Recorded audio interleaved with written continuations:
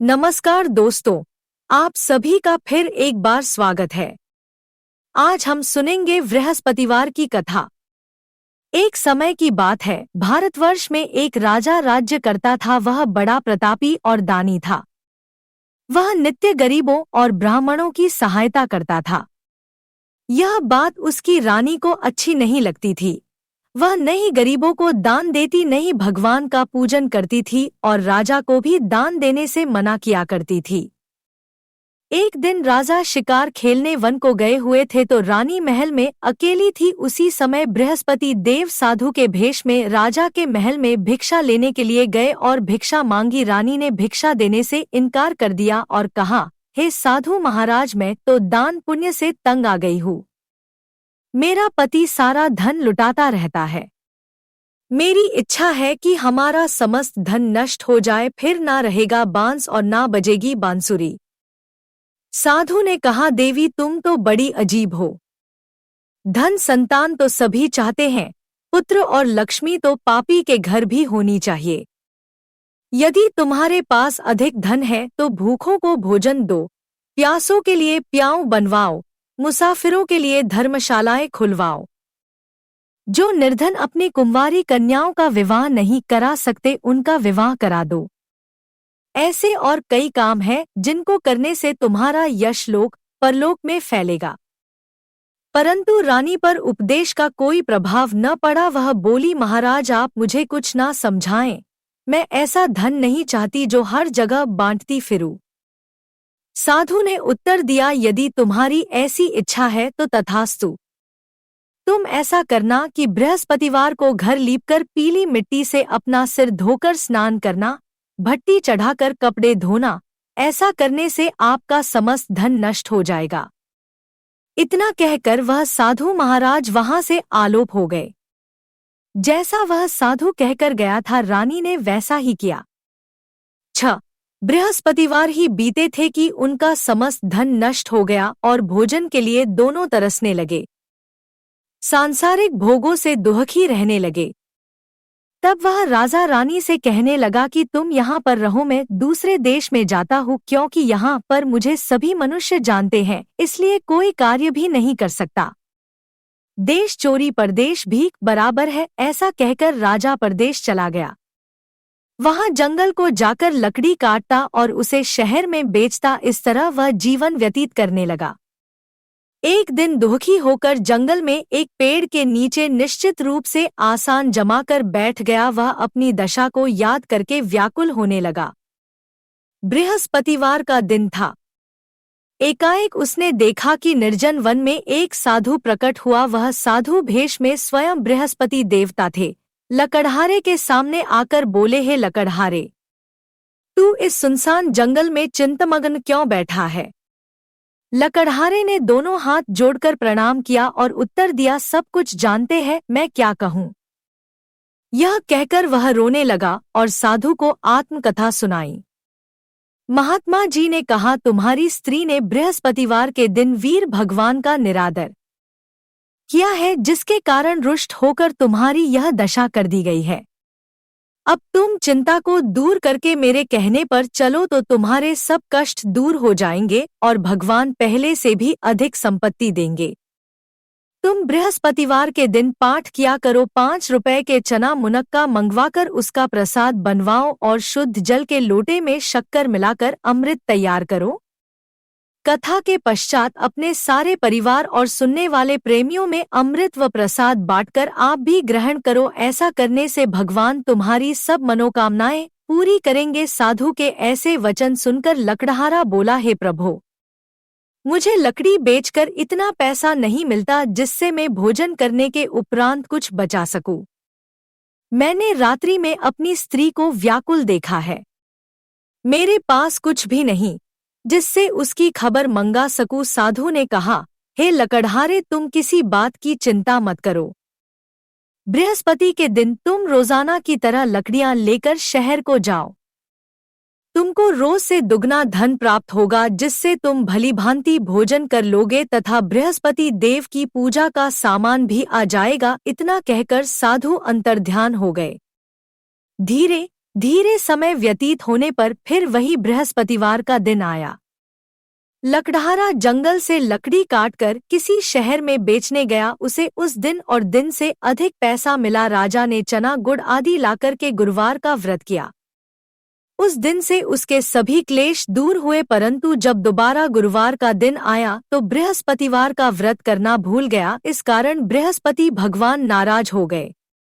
उस दिन से उस नगर के राजा ने विशाल यज्ञ का आयोजन किया तथा शहर में यह घोषणा करा दी कि कोई भी मनुष्य अपने घर में भोजन न बनावे, न आग जलावे, समस्त जनता मेरे यहाँ भोजन करने आवे।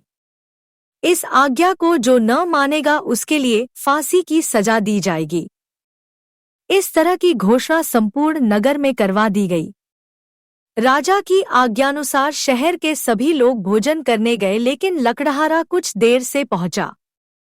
इसलिए राजा उसको अपने साथ घर ले गए और ले जाकर भोजन करा रहे थे कि रानी की दृष्टि उस खूंटी पर पड़ी जिस पर उसका हार लटका हुआ था। वह वहां पर दिखाई न दिया। रानी ने निश्चय किया कि मेरा हार इसी मनुष्य ने चुरा लिया है। उसी समय पुलिस को बुलाकर उसको जेलखाने में डलवा दिया। जब लकड़हारा जेल खाने में पड़ गया और बहुत दुखी होकर विचार करने लगा कि ना जाने कौन से पूर्व जन्म के कर्म से मुझे दुख प्राप्त हुआ है, और उसी साधु को याद करने लगा जो कि जंगल में मिला था। उसी समय तत्काल बृहस्पति देव साधु के रूप में प्रकट हो और उसकी दशा को देखकर करने लगे, अरे मूर्ख, तूने बृहस्पति देव की कथा नहीं करी, इस कारण तुझे दुख प्राप्त हुआ है। अब चिंता मत कर, बृहस्पतिवार के दिन जेल खाने के दरवाजे पर 4 पैसे पड़े मिलेंगे। उनसे तू बृहस्पति देव की पूजा करना, तेरे सभी कष्ट दूर हो जाएंगे। बृहस्पतिवार के रोज उसे 4 पैसे मिले। लकड़हारे ने कथा कही। उसी रात्रि को बृहस्पति देव ने उस नगर के राजा को स्वप्न में कहा, राजा, तुमने जिस आदमी को जेल खाने में बंद कर दिया है वह निर्दोष है। वह राजा है, उसे छोड़ देना। रानी का हार उसी खूंटी पर लटका है। अगर तू ऐसा नहीं करेगा तो मैं तेरे राज्य को नष्ट कर दूंगा। इस तरह रात्रि के स्वप्न को देखकर प्रात काल उठा और खूंटी पर हार देखकर लकड़हारे को बुलाकर क्षमा मांगी तथा लकड़हारे को योग्य सुंदर वस्त्र व आभूषण देकर विदा किया तथा बृहस्पति देव की आज्ञा अनुसार लकड़हारा अपने नगर को चल दिया। राजा जब अपने नगर के निकट पहुंचा तो उसे बड़ा आश्चर्य हुआ। नगर में पहले से अधिक बाग, तालाब और कुएं तथा बहुत सी धर्मशाला, मंदिर आदि बन गई हैं। राजा ने पूछा, यह किसका बाग और धर्मशाला है? तब नगर के सब लोग कहने लगे, यह सब रानी और बांदी के हैं। तो राजा को आश्चर्य हुआ और गुस्सा भी आया। जब रानी ने यह खबर सुनी कि राजा आ रहे हैं तो उसने बांदी से कहा कि हे दासी, देख राजा हमको कितनी बुरी हालत में छोड़ गए थे। हमारी ऐसी हालत देखकर वह लौट न जाए, इसलिए तू दरवाजे पर खड़ी हो जा। आज्ञानुसार दासी दरवाजे पर खड़ी हो गई। राजा आए तो उन्हें अपने साथ लिवा लाई। तब उन्होंने कहा, हमें यह सब धन बृहस्पति देव के इस व्रत के प्रभाव से प्राप्त हुआ है। राजा ने निश्चय किया कि 7 रोज बाद तो सभी बृहस्पति देव का पूजन करते हैं, परंतु रोजाना 3 बार कहानी कहा करूंगा, रोज व्रत किया करूंगा। अब हर समय राजा की दुपट्टे में चने की दाल बंधी रहती तथा दिन में 3 बार कहानी कहता। एक रोज राजा ने विचार किया कि चलो अपनी बहन के यहाँ हो आवें। इस तरह निश्चय कर आजा घोड़े पर सवार हो अपनी बहन के यहाँ को चलने लगा। मार्ग में उसने देखा कि कुछ आदमी एक मुर्दे को लिए जा रहे हैं। उन्हें रोककर राजा कहने लगा, अरे भाइयों, मेरी बृहस्पति देव की कहानी सुन लो। वे बोले, लो हमारा तो आदमी मर गया है, इसको अपनी कथा की पड़ी है। परंतु कुछ आदमी बोले, अच्छा कहो हम तुम्हारी कथा भी सुनेंगे। राजा ने दाल निकाली और जब कथा शुरू हुई कि मुर्दा हिलने लग गया और जब कथा समाप्त हुई तो राम राम करके मनुष्य उठकर खड़ा हो गया। आगे मार्ग में उसे एक किसान खेत में हल चलाता मिला। राजा ने उसे देखा और उससे बोला, अरे भैया, तुम मेरी बृहस्पति देव की कथा सुन लो। किसान बोला, जब तक मैं तेरी कथा सुनूंगा तब तक 4 हरैया और जोत लूंगा। जा अपनी कथा किसी और को सुनाना। इस तरह राजा आगे चलने लगा। राजा के हटते ही बैल पछाड़ खाकर गिर गए तथा उसके पेट में बड़ी जोर का दर्द होने लगा। उस समय उसकी माँ रोटी लेकर आई। उसने जब यह देखा तो अपने पुत्र से सब हाल पूछा और बेटे ने सभी हाल कर दिया। तो बुढ़िया दौड़ी दौड़ी उस घुड़सवार के पास गई और उससे बोली, मैं तेरी कथा सुनूंगी, तू अपनी कथा मेरे खेत पर चलकर ही कहना। राजा ने बुढ़िया के खेत पर जाकर कथा कही, जिसके सुनते ही वह बैल उठ खड़े हुए तथा किसान पेट का दर्द बंद हो गया। राजा अपनी बहन के घर पहुंचा। बहन ने भाई की खूब मेहमानी की। दूसरे रोज प्रात काल जगा तो वह देखने लगा कि सब लोग भोजन कर रहे हैं। राजा ने अपनी बहन से कहा कि ऐसा कोई मनुष्य है जिसने भोजन नहीं किया हो, मेरी बृहस्पति देव की कथा सुन ले। बहन बोली, हे भैया, यह देश ऐसा ही है, पहले यहाँ लोग भोजन करते हैं, बाद में अन्य काम करते हैं। अगर कोई पड़ोस में हो तो देख आऊं। वह ऐसा कहकर देखने चली गई, परंतु उसे कोई ऐसा व्यक्ति नहीं मिला जिसने भोजन ना किया हो। अतः वह कुम्हार के घर गई जिसका लड़का बीमार था। उसे मालूम हुआ कि उसके यहाँ 3 रोज से किसी ने भोजन नहीं किया है। रानी ने अपने भाई की कथा सुनने के लिए कुम्हार से कहा, वह तैयार हो गया। राजा ने जाकर बृहस्पतिवार की कथा कही, जिसको सुनकर उसका लड़का ठीक हो गया। अब तो राजा की प्रशंसा होने लगी। एक रोज राजा ने बहन से कहा कि हे बहन, हम अपने घर को जाएंगे, तुम भी तैयार हो जाओ। राजा की बहन ने अपनी सास से कहा। सास ने कहा, हाँ चली जा, परंतु अपने लड़कों को मत ले जाना, क्योंकि तेरे भाई के कोई औलाद नहीं है। बहन ने अपने भाई से कहा, हे भैया, मैं तो चलूंगी, परंतु कोई बालक नहीं जाएगा। राजा बोला, जब कोई बालक नहीं चलेगा तब तुम भी क्या करोगी। बड़े दुखी मन से राजा अपने नगर को लौट आया। राजा ने अपनी रानी से कहा, हम नीरवंशी राजा है, हमारा मुंह देखने का धर्म नहीं है और कुछ भोजन आदि नहीं किया। रानी बोली, हे प्रभो, बृहस्पति देव ने हमें सब कुछ दिया है, हमें औलाद अवश्य देंगे। उसी रात को बृहस्पति देव ने राजा से स्वप्न में कहा, हे राजा, उठ भी सोच त्याग दे, तेरी रानी गर्भ से है।